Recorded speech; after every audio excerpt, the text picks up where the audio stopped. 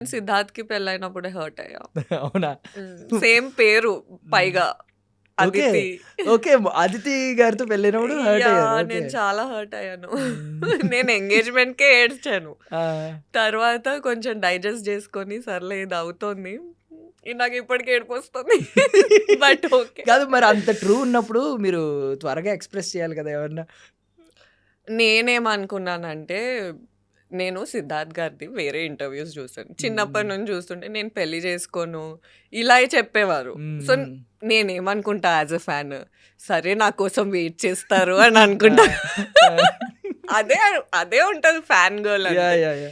So, ఇప్పుడు ప్రభాస్ గారు ఉన్నారు. ప్రభాస్ గారు కూడా పెళ్లి చేసుకోను అనే పర్స్పెక్టివ్‌లో ఉన్నారు.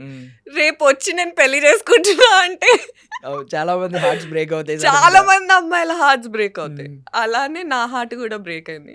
చేసుకోను అన్నారు కదా! ఎందుకు చేసుకున్నా? అది కూడా ఇప్పుడు బయట జనాలు నవ్వుతారు. నేను పోయి చెప్తే అదితి అని. సరిపోయింది. అయింది. బాగయింది నీకు. బట్ ఎనీవే అంటే నేను ఒకవేళ కలిస్తే ఫ్యాన్ గర్ల్‌గా కలవాలనుకోలేదు సిద్ధార్థ్‌ని. ఒక యాక్ట్రెస్‌గా కలుద్దాం అనుకున్నా. నాకిష్టమే. కానీ నన్ను ఎవరైనా చురుకునగా చూస్తే నచ్చదు. అలా అని అతను చూస్తాడని కాదు. నేనేమన్నా అచీవ్ చేశాక కలుద్దామని. కరెక్ట్.